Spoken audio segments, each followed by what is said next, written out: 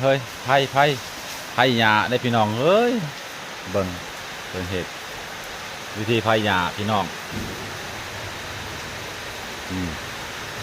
แวบเกี่ยวมาแล้วก็ดึงขึ้นแล้วแยกนั่นแล้วก็ดึงแล้วก็ม้วน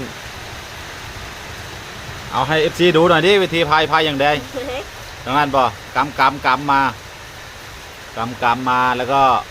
เอาเสือกมาแวบ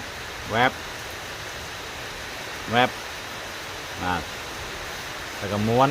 แล้วมันก็ชีได้แบบนี้ไหนดูดิให้ FC ดูหน่อยนี่มันก็ชีเป็นแบบนี้พี่น้องมันก็ชีเป็นไผ่มาแบบนี้นี่แหละพี่น้องเลย